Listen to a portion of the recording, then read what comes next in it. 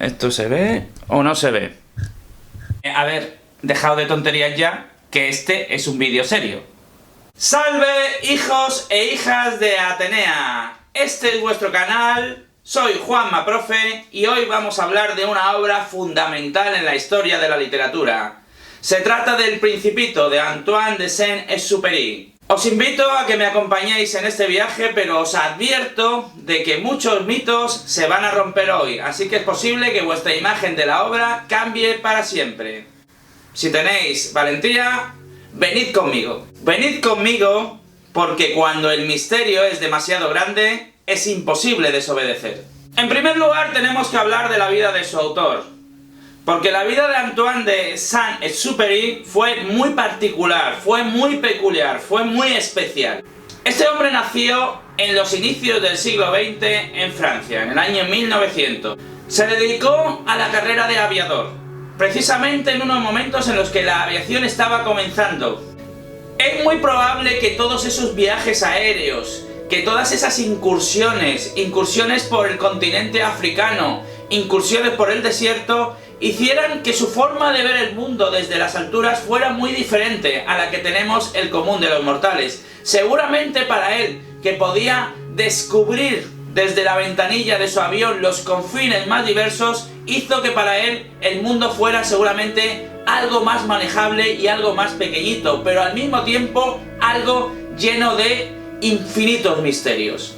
Como curiosidad debemos saber que Antoine vivió en Hispanoamérica, vivió un tiempo en Argentina y de hecho fue en este continente donde conoció a su mujer y con la que tuvo su hijo. Por ello debemos decir que también estuvo en contacto muy directo con la cultura hispánica. Es un autor en el que la vida y la obra se funden en una capa de misterios profundos, de agudos simbolismos, donde tenemos que leer muchas veces entre líneas y donde esas líneas que tan hábilmente marcaba en sus escritos nos dan detalles de su propia vida y de su propia forma de entender el mundo.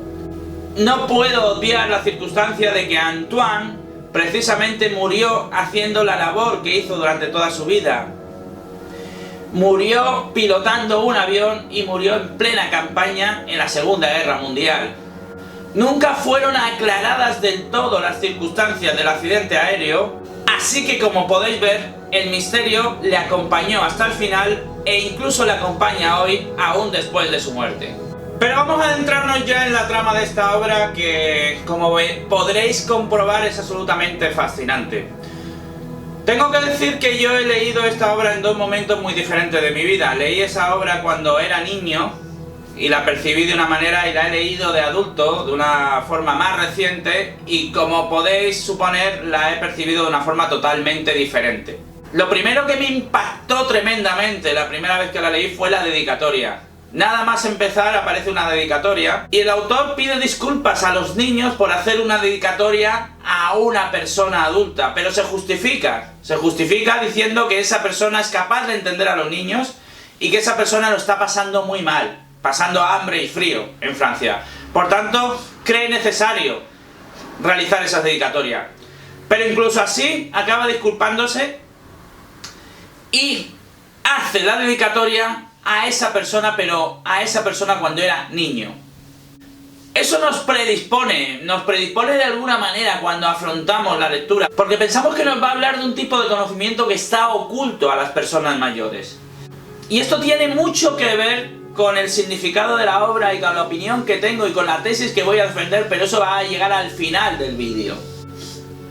Pero hay más.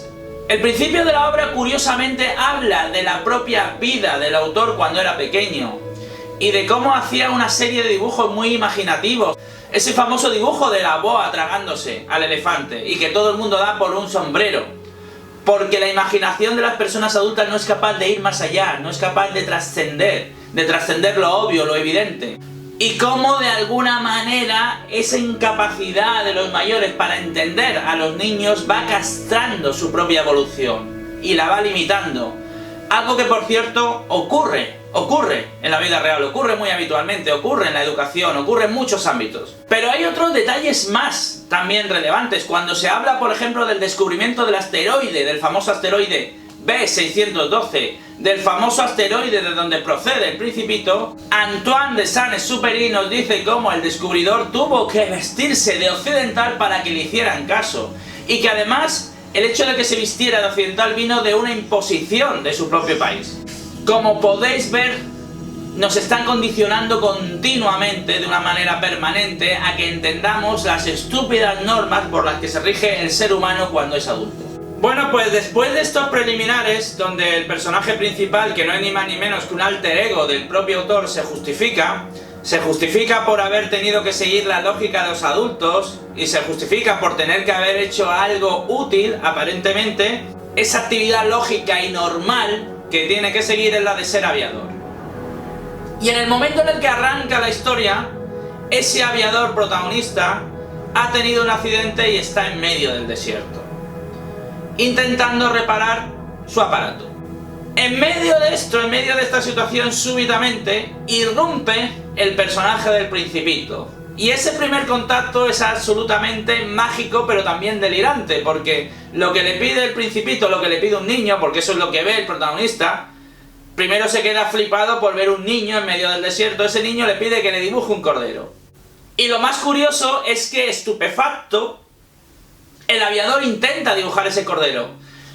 Pero claro, ¿cuál es el problema? El problema es que él ha perdido sus habilidades. Ha perdido sus habilidades para poder pintar creativamente, porque sus habilidades fueron castradas desde el momento en el que le dijeron que esa boa que se había tragado un elefante no era más que un sombrero. Él piensa que dibuja un cordero convencional, pero los matices del Principito van mucho más allá, y ve detalles en las sucesivas versiones del cordero que no le convencen. Hasta que, ya cansado, el aviador decide dibujar una caja. Y le dice: mira, ahí dentro de la caja está el cordero que quieres. Y entonces convence al Principito. Lo convence porque ese juego implica ir más allá de lo obvio e implica usar la imaginación. De esta manera volvemos a ver cómo la lógica de razonamiento infantil es completamente diferente a la lógica adulta. Son mundos opuestos, son mundos diferentes. Es lo que simboliza al aviador y es lo que simboliza al Principito, que de hecho viene de otro planeta. Viene del asteroide, sí, pero se le podría decir que viene de la infancia, viene de mundos que no tienen nada que ver. Eso es lo que nos está diciendo el autor continuamente. Y nos lo muestra en cada detalle. Después de este encuentro tan especial, tan peculiar, tan mágico, el aviador se interesa por saber cómo ha llegado hasta allí ese niño. Es entonces cuando conocemos la historia del Principito contada por el propio Principito. Y el Principito explica cómo viene de ese pequeño planeta y por qué tuvo que abandonar su planeta. Y es muy curiosa la causa por la que tuvo que abandonar el planeta. Él habla de una relación con una flor, de una relación muy íntima, muy especial. Esa relación empieza también a llenarse de aspectos turbios. Empieza a haber cierto recelo mutuo, pero al mismo tiempo muchísimo amor. Sigue habiendo un amor extremo, sigue habiendo un vínculo especial e íntimo entre la rosa y el Principito, y al final el Principito decide, como suele decirse entre los adultos, decide que tiene que darse un tiempo, decide que tiene que conocer otros mundos, decide que tiene que explorar, aunque sigue queriendo desde lo más profundo a esa rosa. Y la rosa, desde el amor, porque también siente un amor terrorífico por el Principito, decide que la mejor muestra de amor es dejarle ir, para que un día vuelva. Y es así como el Principito empieza a explorar otros planetas dentro del universo. Hay otra circunstancia más en ese pequeño planeta del Principito, y son los terroríficos árboles, los malvados árboles Baobabs. Básicamente son unos árboles que empiezan a crecer y empiezan a invadir todo el planeta, y en última instancia van a destruirlo. Por tanto, el Principito tiene que hacer algo para evitarlo. Pero vamos a centrarnos en ese viaje, o mejor dicho, vamos a centrarnos en esa exploración del universo que hace el Principito. Vais a ver qué es lo que va encontrando el Principito por esos otros mundos. Pues la realidad es que todos los planetas que el Principito visita son planetas regidos por la estupidez y por el sinsentido. En primer lugar, llega a un planeta donde hay un rey que no gobierna a nadie, que vive solo, y que lo más importante para él es dar órdenes, aunque no tenga nadie a quien darle órdenes. El segundo planeta que visita está habitado por un vanidoso que también está solo, Un ser vanidoso que evidentemente solo podía lanzarse elogios a sí mismo. Después llega al planeta donde habita un borracho que bebe para ocultar su propia vergüenza.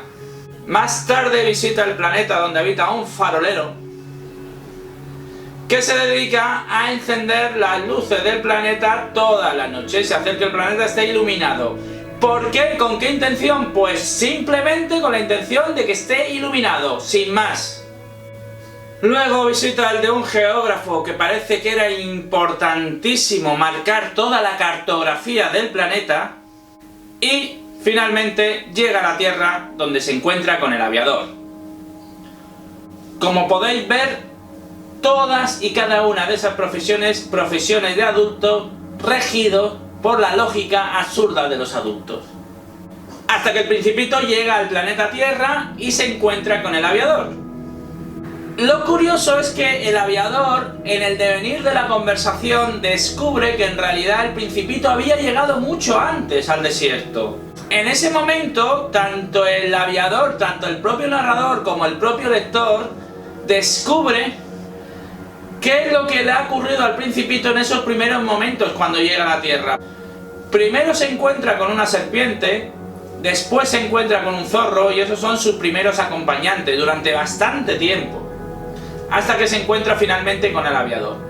Por cierto, en ese encuentro con el zorro aparecen una de las definiciones más bellas que jamás he encontrado sobre lo que es domesticar a alguien y lo que significa domesticar. Mejor dicho, aparece un significado totalmente nuevo y diferente del verbo domesticar. Nuevo, diferente y maravilloso.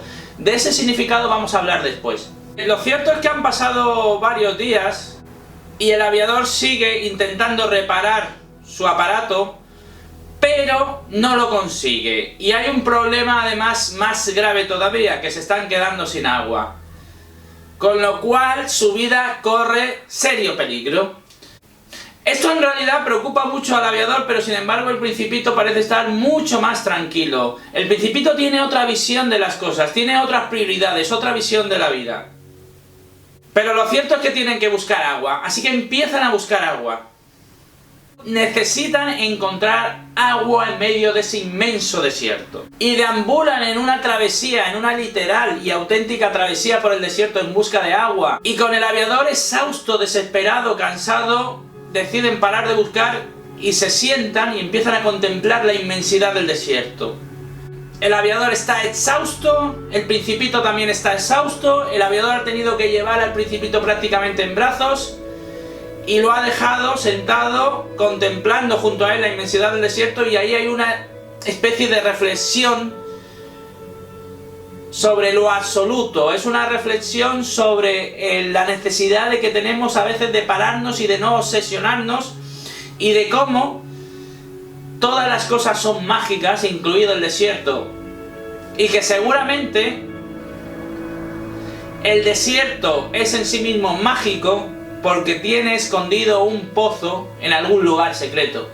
De una manera también mágica descubren el pozo, pero justo en el momento en el que parece que están salvados, ocurre algo inesperado. Y es que el aviador se da cuenta de que el Principito lo que ha hecho es llevarle al punto justo donde él aterrizó cuando llegó al planeta Tierra.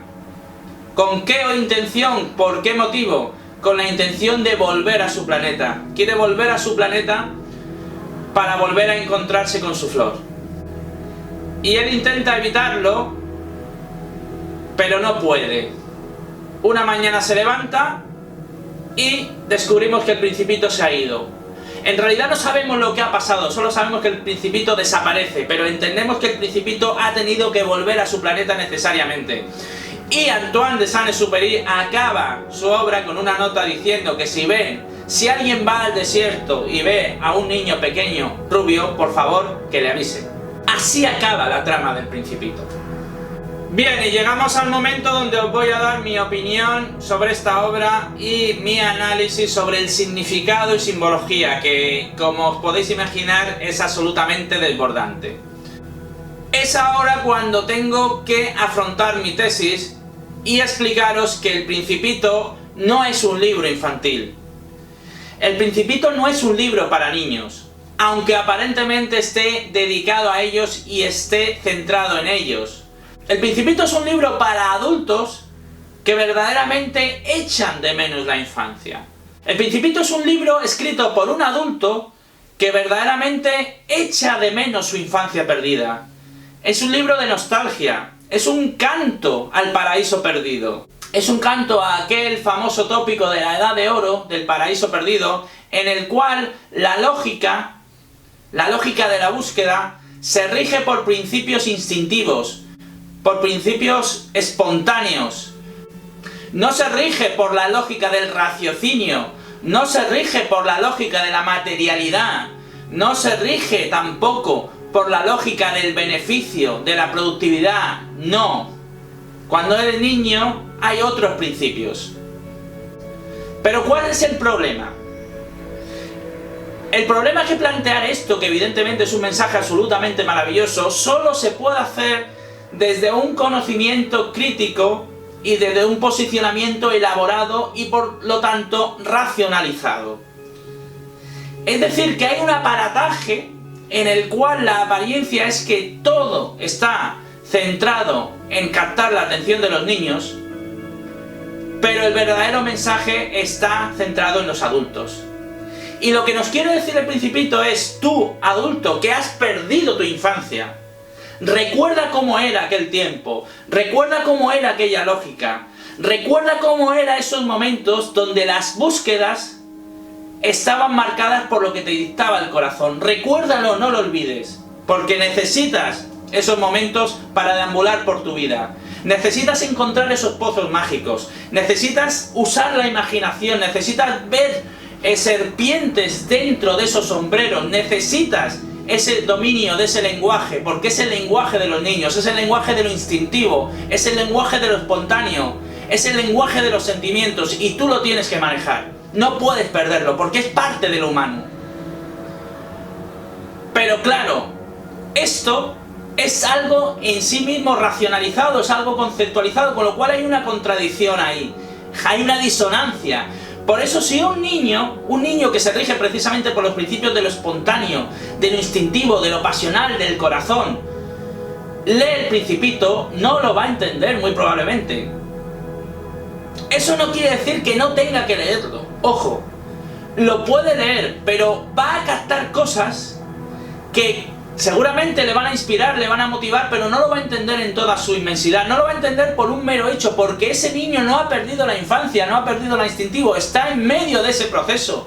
Con lo cual va a entender en parte algunas de las cuestiones y reacciones del Principito, pero no va a entender todo el mensaje que tiene la obra. Aún así, insisto, los niños deben leerla.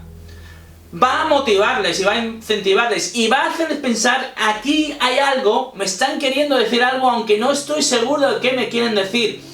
Cuando ese mismo niño se haga adulto y retome la lectura, entonces lo va a entender completamente. Y os digo que esto va a ser así porque es exactamente lo que me ha pasado a mí. Recuerdo cuando leí El Principito por primera vez siendo niño, y veía muchas cosas que no era capaz de entender realmente, que intuía que debían ser algo importante, que debían ser algo mágico, que debían tener mucho significado, pero yo no era capaz de acceder totalmente a ese significado. Cuando he retomado el libro siendo adulto, entonces me he dado cuenta de ese significado, pero ahora siento saber lo que significa porque yo también he perdido esa infancia, yo también he perdido esa lógica, yo también me rijo por esos principios de la racionalidad. Bueno, pues adultos o niños, no perdáis nunca vuestra infancia totalmente, y no dejáis, sobre todo no dejáis que os la arrebaten. Y adultos que habéis perdido la infancia, intentad recordar aquella época, aunque sea mínimamente y de una cierta manera nostálgica, porque recordar aquella época, aquella lógica y aquel lenguaje es la única forma de poder hablar de tú a los niños y niñas, por supuesto. Os dije que tenía que hablaros de esa definición de domesticar que aparece en el Principito y que es totalmente maravillosa.